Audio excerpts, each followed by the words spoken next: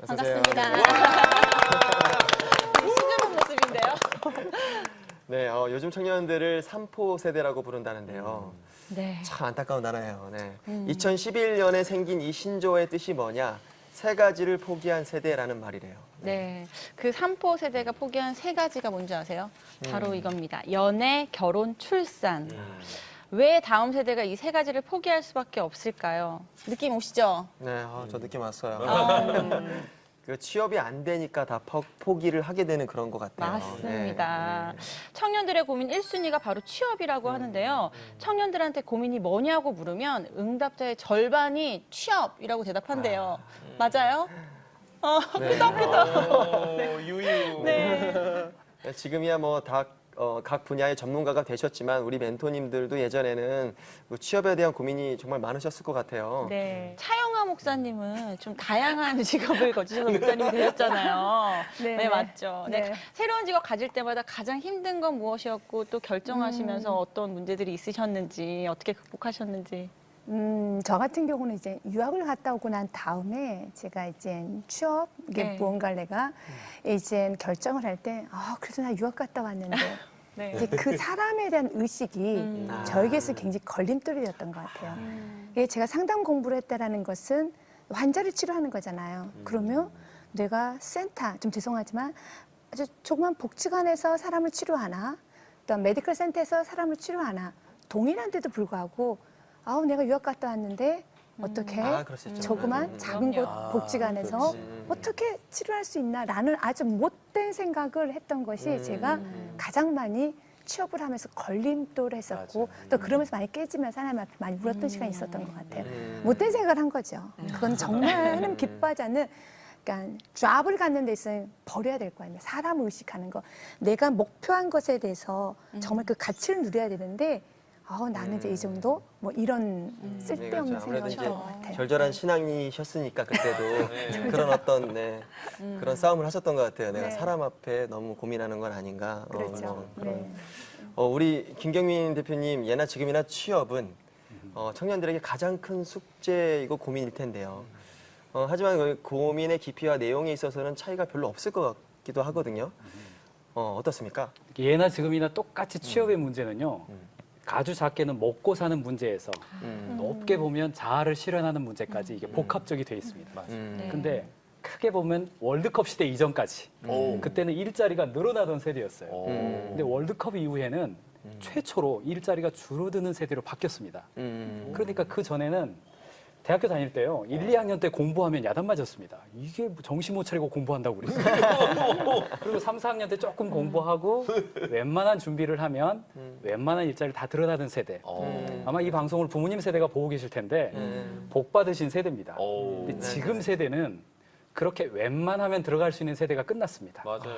일자리가 줄어들고 과거에는 웬만한 사람, 그러니까 표준화된 사람이 되어 있으면 이렇게 골라가던 시대였는데 지금은 차별화된 사람이 되어 있어야 골라가는 세대로 바뀌었습니다. 와. 지금의 고민은 어떻게 하면 내가 달라질 수 있을까의 고민인 거죠. 그러니까 개별화돼 있고 각각 차이가 다릅니다, 이게. 와. 같이 공부한다고 해서 되는 게 아닌 거죠. 아이고, 그게 아마 과거랑 지금의 가장 큰 차이, 어렵다. 큰 핵심이고 부모님과 자녀 간에 이게 생각의 차이도 거기서 발생하는 문제가 아주 크다고 보고 있습니다. 맞습니다. 취업 때문에 자녀분들이랑 어른분들이랑 부모님들이랑 갈등도 또 생길 수도 있고 굉장히 어렵네요. 네. 청년들의 고민 1위 취업. 다음 세대들에게 취업이 왜 가장 어려운 고민이 돼버린 걸까요? 그 이야기를 청년들에게 직접 들어봤습니다. 청년들의 이야기 화면으로 함께 만나보시죠.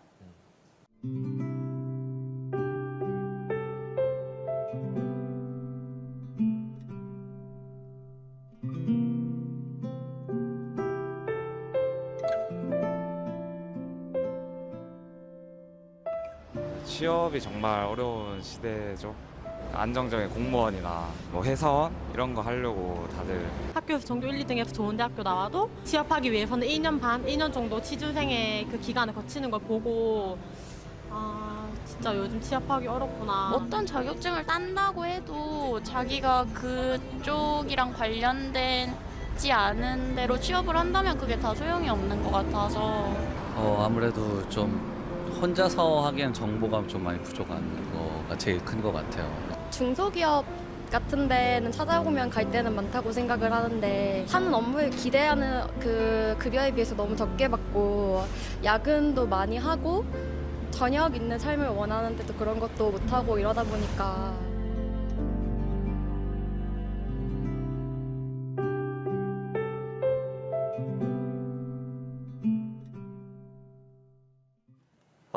네. 혼자서 준비를 하려면 정말 힘든 게 이제 취업이 되었습니다. 맞아요. 그래서 이번에도 우리 청년들의 취업 준비에 작지만 도움을 우리가 주기 위해서 이렇게 톡톡포유가 나선 거 아니겠습니까? 맞습니다. 영상을 보면서 공감되는 이야기들이 정말 많으셨을 것 같아요. 스튜디오에 나와 오신 청년분들 이야기도 좀 들어봤으면 좋겠는데 공감되는 거 나눠주실 분 어떤 분 먼저 나눠주시겠어요? 자격증 얘기에 되게 많은 공감을 했는데요. 그 친구들이 이제 취업을 준비하다 보니까 많은 친구들이 자격증을 많이 따더라고요. 근데 저는 아직 확실하게 이걸 해야 되겠다라는 게 없어서 그냥 친구들이 따는 자격증을 보면서 아, 나도 저거 따야 되겠다 하면서 약간 확신 없이 그냥 따라가려고 자격증을 따는 게 좀 많아진 것 같아요. 오늘 이 스튜디오에 나온 청년들 중에서 무교인 친구가 2명 있다고 네. 들었습니다. 이 CTS 건물에 들어오시기 어디 계세요? 어려웠을 텐데 네. 어디 계세요? 두 분. 여기 두 분. 네네네. 지성아 청년, 성아 씨는 취업에 대해서 뭐가 제일 큰 고민이에요? 저는 좀 다른 친구들과 다르게 2년 정도 휴학을 했다가 작년에 복학을 해서 현재 3학년이거든요. 그래서 좀 다른 친구들에 비해 취업이 너무 늦게 되는 건 아닌가, 너무 늦은 건 아닌가란 고민이 있습니다.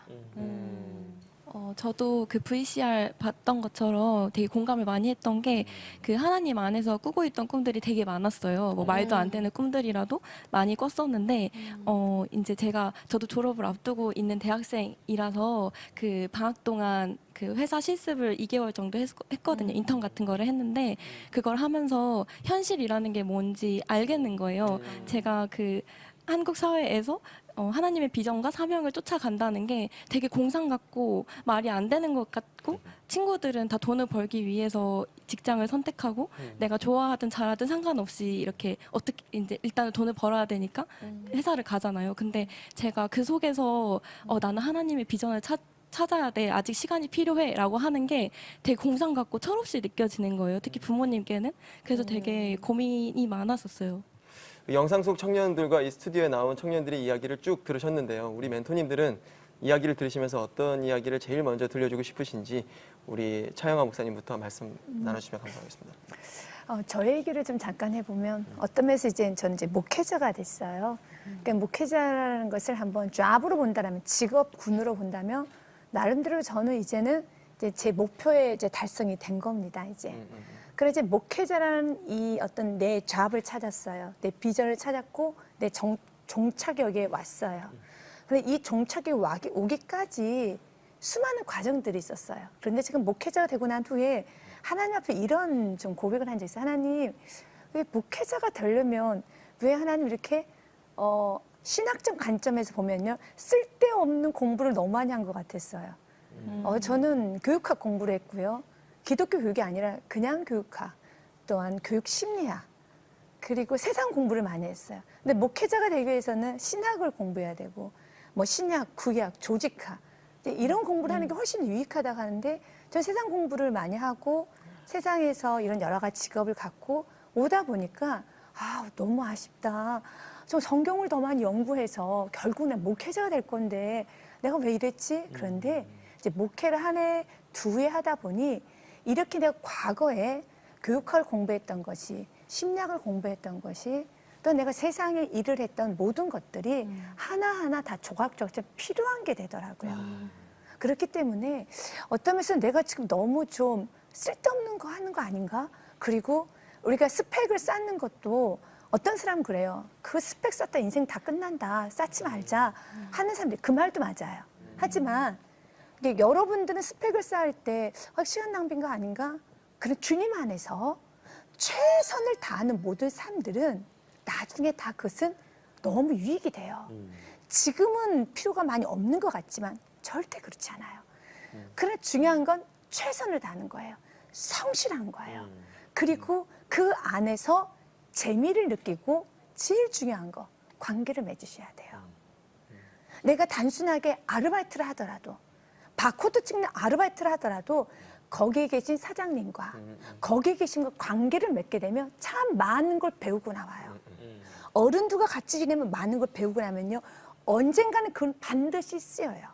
그래서 일을 하러 간 건 사실입니다. 하지만 일을 하러 가지 마시고 관계를 맺으러 가셨으면 좋겠어요. 짧은 기간이지만 한 달을 아르바이트를 해도 뭐 1년을 하도 그 모든 시간에 주위에 있는 사람들과 관계를 맺고 많이 그 분의 이야기를 듣고 거기서 중요한 사람 만나요. 거기서 또 다른 길이 열려요.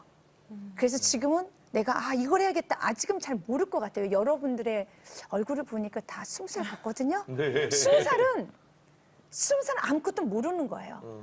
무한하게 펼쳐져 있어요. 무조건 만나고 수용하고 배우고 차곡차곡 쌓아가다 보면 어느 순간에 여러분의 길을 여러분 스스로가 느낄 수가 있어요. 이걸 내가 좋아하는구나. 이걸 좋아하는구나. 그리고 거기에 이제 좀 더 집중해서 가면 될 것 같아요. 이 정도 하면. 네. 정말 관계가 중요하죠. 네. 20대 때는 정말 많은 걸 도전하시고 관계 맺고 배우고 하면 된다는 말씀이셨어요. 네. 그렇죠? 네. 한동현 대표님은 어떤 청년의 이야기가 가장 마음에 들어오셨나요? 네. 저도 경험으로 보면 제가 이제 경영학과거든요. 경영학과여가지고 이제 그 경영학과면 그 친구들이 한 반 정도가 거의 비슷한 공부와 비슷한 준비를 해요. 네, 거의 시작할 2, 3학년 때 무슨 공부하는지 아세요? 뭐요? 회계사 공부를 합니다. 회계사 공부를 해요. 이제 회계사가 저도 이제 부모님 얼마나 회계사라고 엄청 많이 얘기하셨거든요. 되게 안정적이고 좋고 막 이렇게 한. 근데 저는 공부를 해보니까 너무 재미가 없는 거예요. 약간 소름 돋을 정도로 너무 재미가 없는 거예요. 그 마음이 너무 이렇게 안 움직이는 거예요. 책도 막 사고 하고는 이제 너무 아니다 이런 생각을 하고 있었고, 근데 저는 이렇게 사람 만나서 좋은 영감을 받고 지적 자극받고 이런 게 너무 좋은 거예요. 그래서 막 누가 강연 오면 명함 받아서 스토커처럼 연락해서 또 만나고 이야기 듣고 이런 게 너무 좋은 거예요. 근데 너무 신기한 게 제가 그걸 지금 직업으로 하고 있는 거예요. 약간 정말 제 마음에 했던 건데, 근데 또 다른 쪽 반대쪽 이야기로는 비하하는 게 절대 아니라 10년 후에 없어질 직업 순위가 나왔는데 1위가 회계사. 그럴 수 있죠. 1위가 회계사 세무사인 건 맞아요. 거예요. 근데 그게 다 전산으로 되니까. 근데 사실은 그때 10년, 20년 전에 공부하던 친구들은 그 생각을 전혀 못했고 굉장히 안정적으로 했는데 그게 전혀 아니었던 거죠. 예측이 다 틀렸던 건 거예요. 저도 역시. 근데 저는 제 마음의 느낌에 충실하지 않았으면 제가 이런 길을 갔을 수도 당연히 있겠죠. 근데 여기서 딱 얘기한 건 뭐냐면 이런 생각과 느낌을 잘 구별할 필요가 있는 것 같긴 해요. 이렇게 취업에 직전에 가면은 마음이 조급해지고 자기의 마음의 소리를 점점 안 듣고 외부의 생각들이 자꾸 주입한, 아까 말씀하신 것처럼 외부 이게 좋다더라, 이거 하면 좋다더라 이런 생각이 자꾸 주입되니까 이 생각이 자꾸 조정당하는 거예요. 근데 조정당한지도 몰라요. 근데 아까 말씀하신 대로 실습 갔더니 마음의 느낌이 있더라 이런 얘기를 하셨잖아요. 근데 그건 진짜거든요. 마음속에 있는 느낌들, 마음의 흐름 이런 느낌은 그 누구도 부인할 수 없는 거예요. 자기 마음이 그렇다는데 누가 부인을 하겠었어요. 근데 그 마음에 충실해서 그 마음을 자기가 리스펙트하고 존중해서 마음을 따라서 일을 하다 보면 자연스럽게 가는 게 있는 것 같아요. 그걸 어떻게 할 것이냐? 그건 제가 얘기 못 해줘. 그렇지만 마음을 따라가면 정말 자신은 행복하고 자존감도 세워지고 그 길로 갈 수 있고 정말 열릴 수 있다라는 것은 얘기를 할 수 있는 것 같아요.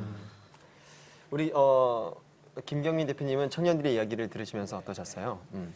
여기서는 우리가 취업이라는 표현을 씁니다만 뒤집어 보면 기업 입장에서는 채용입니다. 그렇죠. 취업도 결국은 취업을 당하는 입장이 있는 거거든요. 그래서 고객 관점에서 기업 관점에서 그러면 채용을 어떻게 볼까? 굉장히 중요한 관점이라고 보는데 저희가 어느 한 유통회사의 면접을 대행해주고 관리하던 때가 있었습니다. 근데 여기는 우리가 학년 파괴 채용을 했어요. 그러니까 대학교 2, 3, 4학년 모두 다 지원하게 만든 거죠. 그래서 한 명씩 이렇게 5분씩 면접을 보기 시작했는데 한 친구가 저희 출입구부터 삽을 들고 들어왔어요.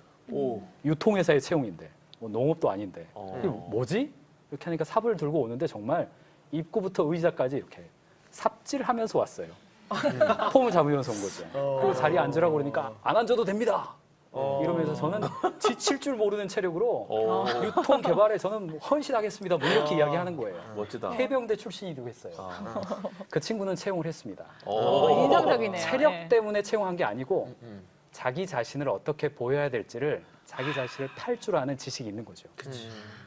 한 친구가 더 있었는데 그때 굉장히 오랫동안 기억남는 친구인데 이 친구는 아르바이트를 했다는 거죠. 백화점 매대에서 양말을 파는 아르바이트를 했어요. 근데 아까 목사님 이야기하신 것처럼 똑같이 하는 것이 아니라 관계를 쌓은 친구였습니다. 근데 양말을 팔 때 오른쪽에다 놓고 팔아보고 고객 동선 왼쪽에다 놓고 팔아보고 양말에 폴리백 비닐을 벗겨서 팔아보고 입혀서 팔아보고 멘트를 양말이 5개에 10,000원 외쳐보기도 하고 그냥 가까이 놔보기도 하고 너무 좋다. 이런 걸 한 거예요. 네. 근데 기업의 관리자들은요 그렇지. 항상 이 고민을 하고 있거든요. 항상 이 고민을 하고 실무자들이 이 고민을 안 해서 스트레스 받고 있는 사람들이 면접관으로 와 있어요. 맞아. 그러니까 채용을 지원한 사람들이 자기가 현장에서 어떻게 개선할 수 있는지 경험을 이야기하는 것 이것이 스펙을 준비하는 것보다 훨씬 효과적인 그래서 제가 조언을 할 때 취업을 잘하는 비결이 있다. 그게 첫 번째가 어느 기업이든지 간에 그 기업의 말단에는 반드시 아르바이트를 쓰고 있습니다. 그 아르바이트를 한 달이라도 해보고 그 말단에 있는 그 말단 사원이 있어요. 물어보면 됩니다. 물어보면 노하우를 알려줘요. 언제 채용이 있다. 우리 회사 채용할 때는 뭘 중요하게 생각한다. 다 알려줍니다. 물론 관계를 잘 쌓아야겠죠. 미워 보이면 얘기 안 해주겠죠. 네. 그래서 제가 이야기하고 싶은 취업을 생각할 때 가장 중요한 것은 채용하는 사람 입장에서 뭘 중요하게 볼까. 그리고 거기에 맞게 내가 준비하는 것이 굉장히 중요하고요. 그다음에 하나 더 조금 더 생각해 볼 것이 있는데 뭐냐면 과거에는 취업을 이야기를 할 때 일회적으로 생각했습니다. 대학을 졸업하고 내가 한번 취업하면 그 이후에 내 삶은 조직 안에서 커가겠지라고 생각했는데 2005년도 통계입니다. 오래된 통계인데 우리나라 생사직 제외하고요. 생산직 제외하고 사무관리직 일반적으로 우리가 직장을 취업을 기대하는 그 직종에 있어서 평생 동안 평균 이직의 횟수가 몇 번일 것 같으세요? 엄청 많을 것 같아요. 네. 평균적으로 당시에는 7번이었습니다. 와. 그러니까 평균 직장 경력이 30년 잡았을 때 5년에 한 번씩은 이직을 하는 겁니다. 네. 오늘 멘토님들께서도 그 정도 이상은 다 하신 거거든요. 지금은 그것이 지금의 통계는 없습니다만 네. 7번, 8번뿐 아니라 10번 이상 넘어갔을 것으로 추정합니다. 그렇기 때문에 네. 대학을 졸업한 때 내가 취업한다고 볼 때 일회적 사건으로 생각하면 안 되고 최소한 내가 평생 취업을 7번 정도 한다라고 생각하고 준비해야 그게 내 스펙과 맞고 일관성도 생기고 성공할 수도 있고 이 부분이 굉장히 중요한 포인트로 여겨야 될 것이고 이 방송을 듣고 계시는 부모님들 세대에 있어서도 자녀가 한번 좋은 데 취업하면 평생 가겠다? 이건 이제 20년 전, 30년 전 이야기이고 지금은 계속 자기 취업을 관리하는 시대로 바뀌어 있습니다. 거기에 포커스를 맞추고 자녀와 대화를 해야 이게 좀 맞아가는 대화가 될 수 있다. 이 부분을 좀 기억하셨으면 좋겠다 이렇게 봅니다. 장강호 목사님은 어느 청년의 이야기가 확 마음에 와닿으셨나요? 다 와닿고요. 네.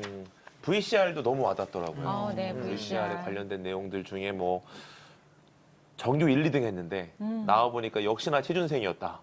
뭐 이런 것들이나 확실히 세상 안에 그 학교에서 보호될 땐 몰랐는데 세상 밖에 나와 보니 아 정말 체감이 되더라. 뭐 이런 얘기들이 굉장히 와닿았는데 저도 어릴 때 워낙 음악하는 게 꿈이었고 그러다 보니까 저는 이제 학교를 고등학교 때 중퇴를 하고 이제 음악을 시작을 했으니까 근데 저는 기획사 들어가면요 다 해주는 줄 알았거든요.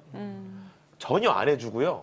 오히려 기본적인 것만 해주고 자기가 개발할 수 있도록 그냥 열어놓고 보더라고요. 그래서 그 안에서도 자기가 자기 개발을 하지 않으면 성장할 수가 없다는 걸 어릴 때 되게 좋은 공부를 했던 것 같아요. 그러면서 아까 그 불안함의 여러 가지 공부들을 하면서도 또 자격증도 한 9개 정도 따놨어요.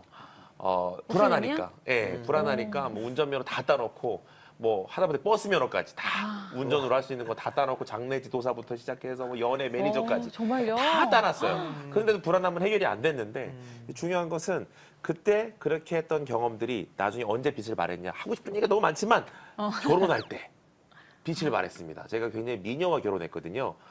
기독교 신문에 미녀와 야수 결혼하다 이런 신문의 그 기사가 뜰 만큼 굉장히 미녀 사역자가 결혼했는데 저희 장모님한테 면접을 할 때 저희 장모님이 대학원까지 나온 친구들도 거들떠도 안 봤어요. 저희 와이프가 인기가 많아가지고. 근데 저는 아시다시피 고등학교를 중퇴했잖아요. 그래서 어떻게 전략을 짤까 고민을 하다가 그 교회를 제가 사역을 그냥 갔습니다. 제가 자발적으로 가서 어릴 때 제가 어떻게 살았고, 제가 자격증을 몇 개를 땄고, 어린 시절 이렇게 제가 자기 개발을 위해서 어떻게 살았고, 그리고 나서 군대를 제가 연예인 되고 싶어 하면 군대를 갔는데, 물론 문선대는 못 갔지만 군대에서 제가 연극도 하고 막 뮤지컬도 가리키고 찬양대 봉사도 하면서 지금까지 커왔던 과정에 대해서 브리핑을 쫙 했어요. 간증으로. 간증으로. 예. 그래서 나중에 어머님 면접을 할 때는 어머님이 하실 말씀이 없었어요.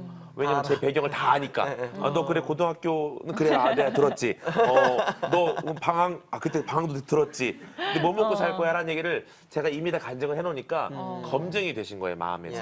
사실 세상에 나오는 게 두려운 것보다 세상 속에서 내가 이제 나온 세상 가운데 내가 어떻게 이 시간들이 지금은 두렵지만 지나가 보면 이 과정 안에 내가 열심히 땀 흘렸다면 그냥 주저앉아서 방황하거나 주저앉아서 고민하는 시간보다 우리가 계속 땀 흘리는 시간들을 발휘하다 보면 나중에 이게 누군가에게는 아까 말씀하신 것처럼 경력에 대해 돌아오더라고요. 삽질만 했는데도 그 열정이 그래 너 보니까 그냥 가만히 있을 존재는 아닌 것 같아. 제가 자격증 10개를 내놓으니까 저희 어머니께서 자기 딸 굶어 죽이진 않을 것 같다고.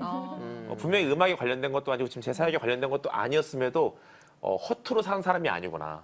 열심히 사는 친구구나. 우리 딸만큼은 잘 먹일 수 있겠다라는 마음이 확신으로 들어오신 거예요. 세상에 두렵겠지만 지금 우리가 땀 흘리는 게 절대 헛되지 않을 거라고 말씀드리고 싶어요. 네. 아니 확실히 얘기가 정리가 되는 게 이 목사님들께서는 이 모든 과정이 하나님이 만들어 가시는 그 과정이고 맞습니다. 그 모든 게 스펙이고 아멘, 그래서 아멘. 받아들이고 순종하고 열심히 최선을 다해라. 하나님의 스토리에 관한 어떤 이야기였고 우리 한동훈 대표님은 나 자신의 소리에 듣는 거. 그리고 우리 김경희 대표님은 진짜로 취업하는 방법, 그런 지식적인 이 장르가 딱 명확히 나눠져요. 너무 명확합니다. 네, 아니, 오늘 너무 딱 명확히 지금 포지션이 아주 좋습니다. 네. 오늘은 특별히 믿는 청년들과 믿지 않는 청년들이 함께 있어요. 이게 정말 특별한 날이에요, 오늘. 네. 그 취업 문제로 고민에 빠진 청년들의 이야기가 톡톡푸 우리 제작진 앞으로 전국에서 도착해 있는데요. 네, 페이스북과 유튜브, 인스타그램으로 배달된 여러분의 사연 함께 나눠보겠습니다. 첫 번째 사연은 페이스북을 통해서 송민아 자매님이 보내주신 사연이에요. 제가 소개해드릴게요. 안녕하세요. 저는 졸업을 앞둔 대학교 4학년 송민아라고 합니다. 지금까지는 학교라는 울타리 안에 있었는데 이제 곧 세상으로 나가려고 하니 막막하기도 하고 아무런 생각이 없는 상태입니다. 그런데 옆에서 제 친구들은 스펙을 쌓느라 난립니다. 토익 학원, 컴퓨터 자격증, 한자 자격증에 한국어 시험 등등 밤늦게까지 스터디를 합니다. 옆에서 저도 괜히 마음이 조급해져서 친구들 따라 스펙을 쌓고 있어요. 사실 저는 점수에 맞춰서 학교를 왔고 점수에 맞춰서 학과를 지원했고 앞으로 제가 무엇을 하고 싶은지 무엇을 해야 할지도 모르는 상태입니다. 그런데 무작정 친구들이 하는 거에 맞추다 보니 열심히 하게 되지도 않고 시간만 허비하는 것 같아요.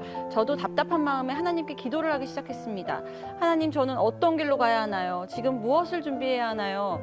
그러다 일본어에 대한 마음을 갑자기 주시는 것 같기도 하고 이모가 알고 있는 지인의 회사에 자리가 났다고 하는데 그곳이 하나님이 인도해 주신 곳인가 싶기도 하고 친구들의 스펙 쌓기에 흔들리지 않으려면 어떻게 해야 할까요? 하나님의 일을 하는데 정말 스펙 쌓기가 꼭 필요한가요? 스펙이 성공하는데 얼마나 영향을 미치는지 궁금합니다. 네. 고민 종합 세트 같은 느낌이죠? 네, 취업 고민 종합 세트. 요즘에 정말 이렇게 치열하군요, 스펙 쌓기에. 우리 때보다는 훨씬 치열한 것 같아요. 네. 저희 때도 물론 그렇긴 했지만 이 정도는 아니었거든요. 어느 정말. 시대이신가요? 저도 좀 먹었습니다. 한 20년 전에. 맞아요. 이 정도는 아니었는데 참 그 뭘 해야 할지도 모르면서 하고 싶은 게 뭔지도 모르면서 그 남들이 하니까 스펙 쌓기에 따라가면서 힘들어하고 있는데 이 부분은 정말 명확하죠. 우리 한동원 대표님. 네, 이 성공하는데 스펙이 얼마나 영향을 미칠까, 실제로 얼마나 영향을 미치는지 저는 궁금하고요. 무분별한 이 스펙 쌓기 어떻게 생각하시는지 한번. 네. 그 사실은 스펙이란 말이 이제 제가 대학교 때부터 생기기 시작해서 이렇게까지 진화된 말인데 사실은 그때는 약간 이런 스펙 쌓는 것도 되게 재미가 있었거든요. 재미가 있고 대외 활동하면 재밌고 그랬는데 지금은 학생들에게 되게 불안을 없애는 행위이지만 더 불안을 가중시키는 약간 목마를 때 소금물을 더 먹는 그래서 이 사람도 안 좋아지고 결과도 안 좋아지는 이렇게 되는 것 같긴 하거든요. 그래서 사실 이 스펙에 대해서 잘 정의할 필요가 분명히 있는 것 같아요. 근데 그렇지만 스펙이 아예 필요하다고 얘기할 수는 없어요. 왜냐하면 취업이라는 것 자체가 어느 한 기업이나 공동체의 기준으로 바라보는 거고 그 기준에 충족시키는 최소한의 조건들이 있기 때문에 이 조건들은 잘 보고 이걸 선택하고 지원하는 자의 책임으로서 채워넣을 필요는 있는 것 같아요. 근데 무엇 할지도 모르고 무분별하게 채워넣는 것은 아까 바닷물 마시는 것처럼 더 큰 갈증만 오게 된다. 그래서 이 기업이 무엇을 원하는지를 명확하게 알 필요가 있다가 첫 번째인 것 같고요. 두 번째는 사실은 이제 전체적인 트렌드나 흐름을 보면은 예전에는 이런 스펙을 보는 트렌드도 있었는데 지금은 이 트렌드에서 조금 탈스펙화되는 것 같아요.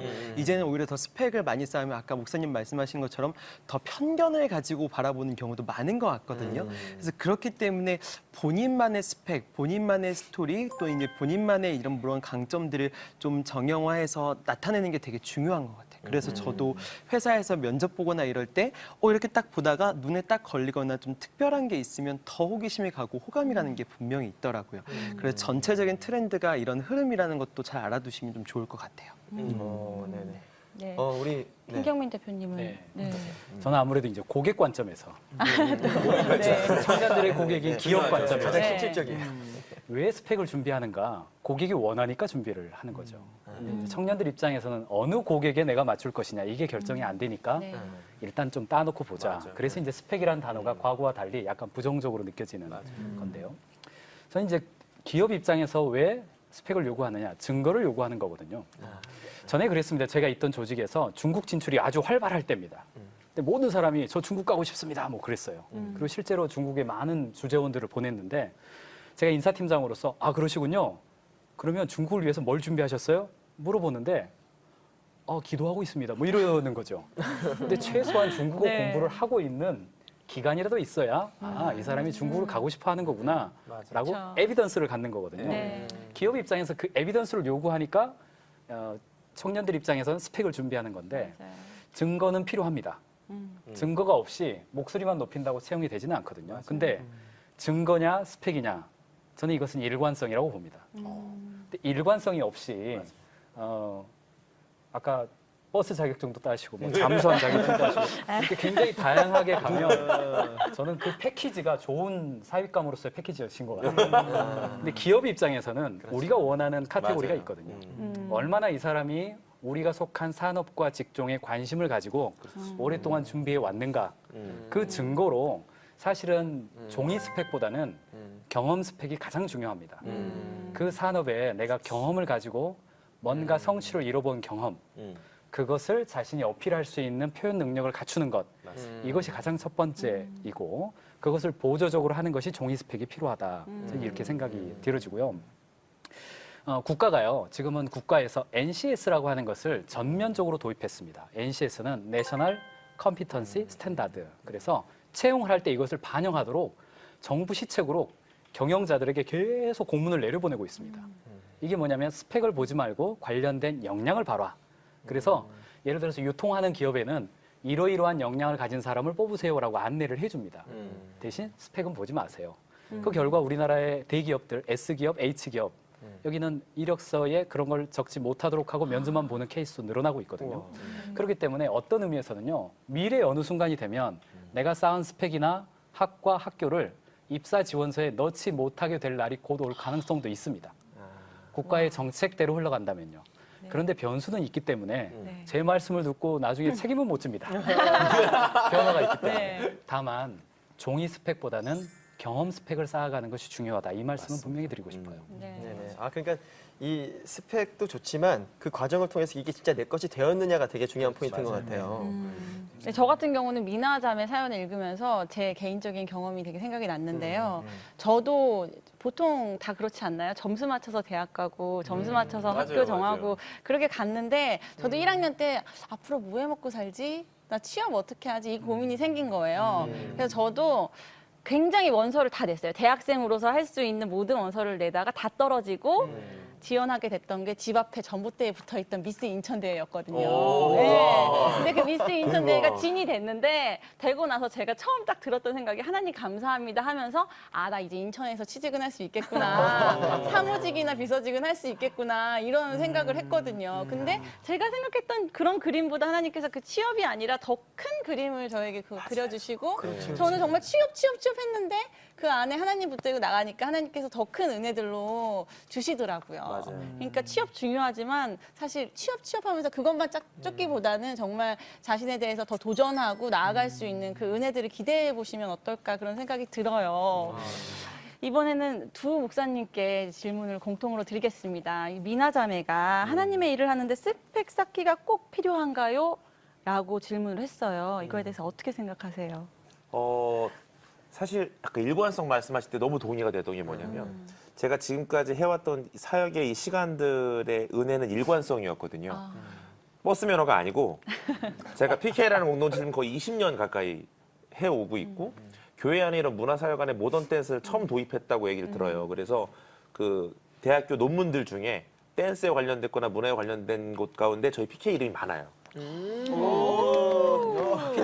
너무 감사한 네. 거죠. 근데 20년 해왔던 시간 때문에 그다음에 뭐가 열렸냐면 어디 가서 원서를 넣어서 제가 교회 부교육자가 되려고 그러면 거의 너무 좋은 조건으로 다 합격이 됐어요. 왜냐하면 20년 동안 네가 살아왔던 그 공동체를 향한 리더십의 그 훈련들이 어디 가서든 인정받는 사람이 된 거예요. 그러니까 이 시간이 없었다면 제가 없었을 텐데 이 20여 년의 시간들을 통해서 어디 가나 아 장광우 대표, 아 PK 장광우 목사 저 사람은 검증할 만하지 한 영역에서 뭔가 개척을 했고 그렇게 사람들을 이끌었으니까라는 그런 부분들. 그러니까 사실 따지고 보면 그리스도의 은혜라고 하는 차원으로 우리가 접근할 때 하나님께서 나에게 주신 은사들을 일관성 있게 가져가다 보면 길을 여시는데 우리는 취업 정도 생각했지만 아까 말씀하신 대로 우리가 상상할 수 없는 열매의 크기로 말하자면 성경에 보면 씨 뿌리는 자의 열매의 비유가 있고 그 청지기로서 이렇게 양육하고 열매 맺게 하는 것들이 있는데 좋은 땅 영역이 있는 것 같고 가시밭 영역이 있는 것 같은데 뿌려놓고 보면 열매 맞는 부분, 열매를 많이 맺는 부분이 있는 것 같아요. 그걸 잘 청지기로 갖고 오내는 게 좋은 일꾼이다. 전 그런 가치 갖고 일관성 있게 하다 보니까 꽤 괜찮은 것 같아요. 제 생각에, 제 인생이. 네. 맞습니다. 감사합니다. 네. 하영아 목사님. 저는 먼저 하나님은 여러분을 향한 완전한 계획을 갖고 계셔요. 아멘. 그 믿음이 있어야 되는 겁니다. 그러니까 요한일서 5장 4절 말씀에 보면요. 하나님께로 난 자나 모두 다 승리하느니라 라는 말씀이 있고요. 승리는 이것이니 곧 믿음이니라 그랬어요. 세상을 이기는 것은 믿음이 있어야 돼요. 근데 어떤 믿음이냐면 하나님이 나를 향한 완전한 계획을 갖고 계셔. 그리고 하나님이 이 세상의 주관자야. 거기서부터 그리스도인들 흔들리지 않거든요. 근데 때로는 그리스도인들도 흔들릴 수 있어요. 왜냐하면 세상이 크게 느껴지거든요. 그런데 그때마다 우리에게 필요한 건 믿음이에요. 아, 생과 사와 화, 복은 하나님이 결정하시지. 그리고 하나님이 내 인생의 알파 시작점이 되어주시고 오메가 끝점이 되어주시지. 지금은 내가 잘 모르지만 주님께서 내 삶을 가장 좋은 길로 인도하실 것이야. 라는 그 굳건한 믿음으로 우리가 다시 한번 좀 살아가는 은혜가 있어야 돼요. 왜냐? 우리 하나님께서는 우리 당신의 자녀들에게 좋은 걸 주셔야 되잖아요.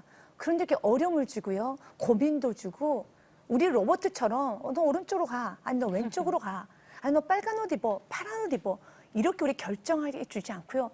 우리에게 고민을 하게끔 해요. 그럼 우리 그게 너무 싫은 거예요. 하나님 너무 답답해요. 하나님 그냥 결정해 주세요. 결정해 주세요. 그럼 저 그냥 따라갈게요. 저 왼쪽 갈까요? 오른쪽 갈까요? 근데 우리 지금 절대로 너 왼쪽 오른쪽 아니에요. 우리에게 자유지를 줬어요. 그러면서 결정하고 고민하는 그런 과정을 통해서 우리 날마다 주님을 바라보며 우리 안에 어떤 마음 생기면 주님 도와주세요. 하나님께서 나를 이렇게 해서 이렇게 좋은 길로 가게 하여 주셨습니다. 그러면서 땡큐가 하나님 감사합니다. 그런 기도를 하게 되는 거예요. 그래서 저는 이제 믿음을 다시 한번 여러분에게 좀 말씀드리고 싶어요. 이번에는 청년들의 이야기를 들어보겠습니다. 친구의 사연 그리고 멘토님들의 이야기를 들으면서 어떤 생각을 했는지 한번 이야기 나눠주시겠어요? 네, 백가림 자매님. 네, 저는 이렇게 말씀 들으니까요. 저는 제가 고민인 게 하고 싶은 것이 너무 많아서 고민이에요, 사실. 그래서 하고 싶은 게 많은 게 어떤 친구들은 좋지 않냐 이렇게 말을 하지만 사실 이제 그때그때마다 특히 이제 한국 사회에서는 이 정도 나이 되면 이때는 취업을 준비해야지, 이때 되면 이걸 해야지 하면서 이렇게 약간 기준들이 있는 것 같은데 하고 싶은 거를 이때는 이거를 준비를 했다가 한 6개월 정도 걸려서 이것에 대해서 이제 일을 하고 지금 이게 안 맞는 것 같네 하다가 또 이제 그만하고 다른 걸 또 한번 찾아보고 이것에 대해서 또 준비를 하다 보니까 어느새 이제 20대 후반이 됐더라고요. 근데 저는 아직까지도 이것도 해보고 싶고 저것도 해보고 싶고 그런데 이제 또 부모님 입장에서는 도대체 언제 철이 들으려고 하냐 이렇게 말씀을 하시고 저도 이제 사실 눈치가 보이는 때가 됐고 그래서 직업을 어떻게 선정을 해야 하고 지금의 또 상황에서 어떻게 해야 될지 이런 게 좀 고민이 되더라고요. 이 질문에 대한 대답을 김경민 대표님께서 해주시면 어떨까요? 일단 굉장히 공감이 네. 되고 제가 보는 관점 중에 하나는 자녀의 직업을 선택을 할 때 부모님들이 과거에 가지신 어떤 패러다임으로 너무나 많이 조언하려고 하실 경우에 결과적으로는 자녀가 자신이 원하는 어떤 방향성으로 가기보다는 부모에게 투영된 그런 모습으로 가다가 결국은 30대, 40대가 되어서 전혀 새로운 길을 가는 모습을 보거든요. 물론 그것도 합력하에 선을 이루시는 것이 맞습니다만 결과적으로는 그 기간 동안에 굉장히 힘든 경험을 보내는 거죠. 저도 이제 컨설팅 회사를 운영하고 있기 때문에 컨설턴트를 많이 채용합니다. 그럼 일반적으로 1년 정도 지나서 퇴사하는 비율이 한 20에서 30% 정도 돼요. 근데 이제 그 케이스 중에 하나가 굉장히 박수 치면서 떠나보내는 케이스가 있고 굉장히 안타까운 케이스가 있는데 박수 치면서 떠나보내는 케이스는요. 1년 동안 자신이 현장에서 뛰면서 내가 정말 이걸 잘하는구나 발견을 해서 이렇게 창업하는 친구들도 있습니다. 그런 경우는 정말 마음이 아프지만 1년차 직원이 떠난다. 이건 굉장히 마음이 아픈 거거든요. 아프지만 창업하도록 도와주고 개업식 할 때 박수도 쳐주고 그 회사도 이렇게 컨설팅도 도와주기도 하고 그래요. 근데 며칠 전에도 이제 퇴사 미팅을 제가 하고 왔습니다. 한 2년 정도 된 친구인데 쉬고 싶다는 거죠. 그리고 그러면 어떻게 방향을 잡았습니까? 이렇게 물어보면 일단은 쉬고 싶어요. 그리고 버킷리스트를 한 100개를 적었대요. 그래서 그래 그럼 뭐야 물어봤더니 뭐 어디 시골 갔다 오기 뭐 이런 정도의 내용이에요. 물론 필요하고 얼마나 피곤하면 그렇겠습니까만은 처음에 직업을 선택을 할 때 내 시선과 내 관점으로 기도하면서 보지를 않고 주변의 시선이 투영되어서 약간 밀리듯이 직장을 선택하면 상당 부분 초기에 좀 어려움이 겪게 되고요. 최근에 어떤 통계 조사에 의하면 한 사람의 행복도와 관련돼서 영향을 미치는 요소가 맨 처음 직장이 어떤 문화를 가지고 있었는가 이게 굉장히 큰 영향을 미친다는 조사가 있습니다. 그렇기 때문에 저는 뭐 대기업을 들어가라 큰 회사를 들어가라 그게 아니라 내가 고민해서 내가 주체적으로 고민을 해서 직업을 선택하는 것이 맨 처음 직업을 선택할 때 굉장히 중요한 요소다. 이 말씀 드리고 싶고 한 가지 더는요. 사람들이 이제 직업을 내가 어떻게 살아갈지를 직장을 경험하지 않은 상태에서 다 경험하려고 하는 거, 판단하려고 하는 것이 사실은 그게 좀 말이 안 맞습니다. 이 워렌 버핏이라고 하는 전 세계 부자 1등 아닙니까? 이 사람에게 기자가 물었어요. 당신은 어떻게 그렇게 지혜로운 판단을 할 수 있었습니까? 물었을 때 한 유명한 이야기가 있었습니다. 바른 결정을 통해서 했습니다. 그 바른 결정은 어떻게 해서 갖게 됐습니까? 실패한 결정을 통해서 갖게 됐습니다. 워렌 버핏 같은 존경받는 사람도 자기의 실행과 실패의 과정을 통해서 바름을 찾아가는 것이잖아요. 마찬가지로 직업을 선택할 때도 맨 처음에는 내가 이 직장에 30년 있겠다 이렇게 하면 결정이 어렵습니다. 내가 한 1년 정도는 사회를 경험하겠다. 이 직장 세계, 일터 세계를 경험하겠다라는 마인드로 시작을 하면서 조금 내 확장성을 가져가 보면서 일하는 것이 좋고요. 그 다음에 한 3년 정도는 내가 내 일의 전문성을 배우겠다. 그리고 그 다음이 리더십, 관리 능력, 경영 능력 뭐 이렇게 넘어가게 돼요. 근데 이거를 한꺼번에 다 하려고 하면 그걸 모두 다 충족시켜주는 기업은 거의 없습니다. 그래서 맨 처음에 직업을 선택할 때에는 내가 사회생활 한번 경험해 본다. 그렇기 때문에 정규직인 것보다는 비정규직이 많을 거고요. 대기업보다는 중견기업이나 중소기업 혹은 요즘 스타트업 이런 기업들이 맨 처음에 우리가 선택해서 내 실력을 갖출 수 있는 그런 좋은 기업이다. 제가 그렇게 이야기 나누고 싶어요. 네. 굉장히 맞는 말이에요. 우리가 처음에 사회에 대해서 알아가는 과정에서 1년을 보내고 또 한 3년은 또한 나의 또한 또 어떤 분야 내가 또 무엇을 또 좋아하는 것인가 또 알아가는 그런 시간을 갖고 근데 이것은 나의 입장에서 굉장히 좋지만 반대로 기업의 입장에서 보면은요 굉장히 손해거든요. 1년 지나고 또 날 사람이거든요. 그래서 우리 그리스도인들은 이것도 굉장히 좋지만 내가 1년을 있든 한 달 있든 최선을 다하는 것은 반드시 기억해야 돼요. 이것은 우리가 정말 취업의 문제를 해결하기 위해서는 사회 모두가 다 건강해져야 돼요. 내가 오늘 하루는 그래서 우리 주님 우리에게 말합니다. 충성이에요. 충성 기본이에요.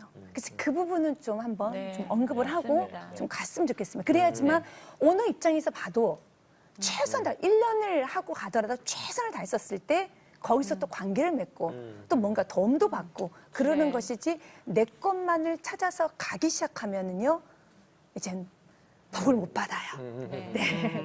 네, 우리 송민아 자매를 비롯해서 취업 문제로 고민하고 있는 이 땅의 모든 청년들이 이 시간을 통해 작은 소망과 위로를 받을 수 있었으면 좋겠습니다.